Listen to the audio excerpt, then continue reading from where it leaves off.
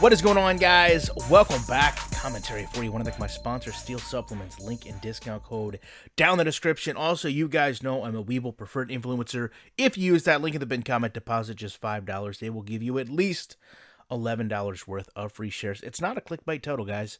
I will tell you right now, you are going to see a divide in the community like no other after this franchise mode. So let me go through and talk about some of the positives.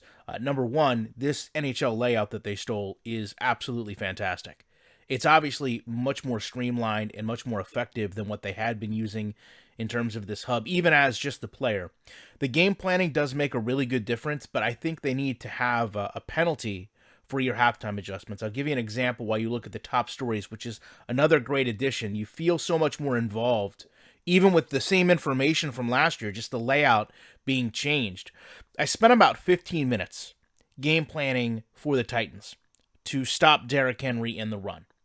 They ended up getting behind in the first half. So going into the second half, I changed my focus to a more mid-game passing defense. It took me seconds to make that change, and it gave me the same boosts as if I had went through the complete week in preparing. So my suggestion would be they're halftime adjustments, not corrections. You have to find some way to penalize someone that comes into the game with an incorrect strategy, and then reward someone that comes in with a successful strategy to the point that they need to make an adjustment because they've changed how that other team needs to play. I will also say, if you go out through player health, although it's a little different when you're looking at it through the My Player lens, they do have practice injuries and a lot of practice things carry over, but it's also just kind of like the dial that you saw at the top of the screen there and not much more. We also do get the staffing that we've talked about and wanted so much. They are faux coaches. You can't edit the coaches, so you can't go in and make your coordinators if you'd like. However, one thing I found very interesting, and it'll really be nice to see how this carries over and complements the game, you can hire away coaches. So much like players and the X Factor and the superstar traits follow them, the coaches' traits follow them as well, which creates kind of a new situation we've never had before in Madden, where technically, you could take a coach like Bruce Arians and have him build rookie quarterbacks and then give him that veteran name where he dominates the league. You could also, I wonder, reunite a quarterback with a coach. I don't know exactly how that's going to fall into everything, but it seems right now at least plausible. So going through here and showing you what's there, obviously the next thing is to talk about what we don't have.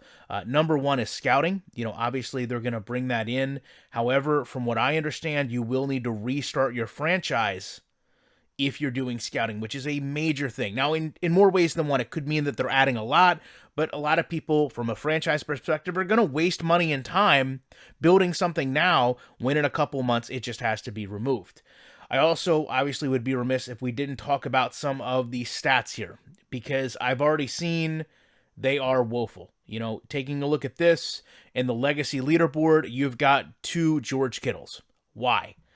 These are the things that really hurt and impact a game in the long term because, it just needs to be better than this. And I think going back to my original point, that's where you're going to see kind of this change in the community. All this work, for me, to a degree, is for naught when, Alvin Kamara is the sack leader. When stats aren't done correctly. When you're playing within a world where things aren't right. When the trade and draft logic is still awful. When team building is absolutely backwards, right? You don't have the correct position sets still. There's no edge rushers. The front 7 are not categorized the same way as they should be in real life, so team building just kind of takes a back seat. So when we sit Maury down with the team here, I think we get back to the point that we've always been. If you're a glass half full guy, you're going to look at this different than a glass half empty guy. And I think you're going to have people in the community that come out and champion this thing and say, yeah, this is great. They added a lot of things we wanted. And they did. And I'm not unappreciative of that. I'm sure a lot of time, effort, and energy went into it.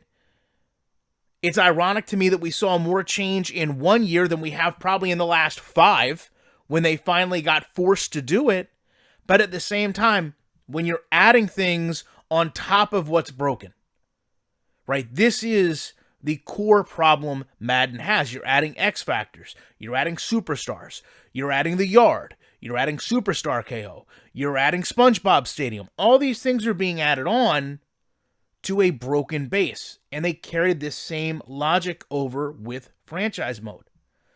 You know, all the team building, all the positives, in a way, go out the window when I still can't set up contracts correctly. When I don't have compensation for draft picks on trades, I don't really care about a whole new scouting system because you don't have your pieces of the puzzle there to make the whole thing flow. So when we replace Maury with Sean in this image, the big push was, God of War this year. I mean, literally, this is what this man said. God of War, chestnut checkers, strategy. You can do all the things you want in a strategy game.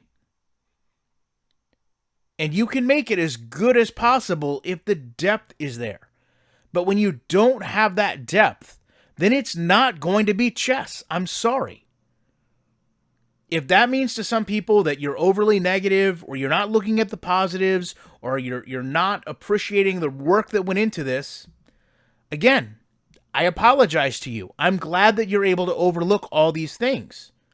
But the reality is, as a Colts fan, I've watched players like Jerry Hughes be misused in our system from a draft and then flourish in other teams. Right? The reason for that is the way you handle a player, the way you deal with personnel, and the way you use them in a defense.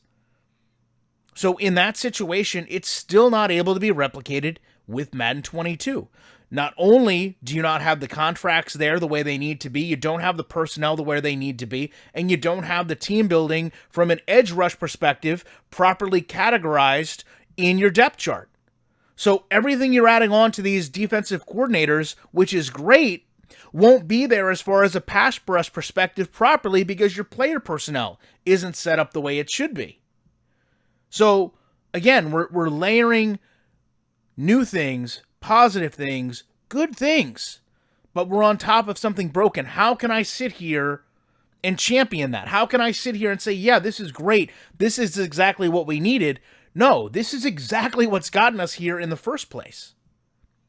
This is exactly what has made the gameplay broken. And now you've carried over that same thought process. I get it. You want to sit there and sell that you've done a lot of things, made a lot of changes, improved a lot of aspects of the game, and the only way to do that is to add these things. But again, if you're not doing the actual hard work and going back and fixing team building, then none of this matters. I'll revisit a video I did earlier. There's no right tackles in free agency.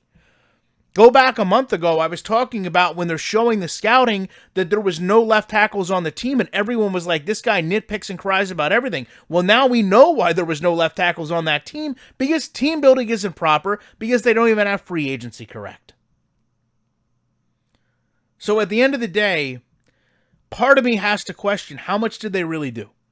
Because a lot of this does seem like it got ported over from NHL, but it is nice that it's in the game. And I want to make that the most compelling point of this video.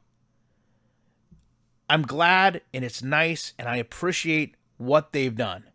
But even they know none of that work that they were doing matters until the actual game is functioning properly. And we all know, as people that have studied this game, getting those pieces to work properly is what breaks a lot of what they're adding on now. Getting compensation for draft picks on trades undermines how teams value players. Being able to backload contracts actually changes how teams draft when they know they can restructure. So those are two critical pieces of how NFL franchises build and deal with each other as far as teams in an, ecosphere that is the NFL. And when you don't have those, then all these other things not only become meaningless, but in a way become dysfunctional. And if they ever decide or can bring those things into the game, then they have to rework completely how teams value players, use players, and assess players. So, sure, you're going to have people come out and say, hey, this is the year. They listened, they made all these changes, and yes, they did. But they've also still not listened to the same core concerns we've had, which have been give us a functioning, proper game and then build off that. Because without it, all your work goes unrecognized the first time a team can't build properly or a running back leads the league in sacks or interceptions. That's all there is to it. Love to know your guys' thoughts on this. What you think of my Maury here. Appreciate you checking this out, and you know I will be back in the week with more commentary.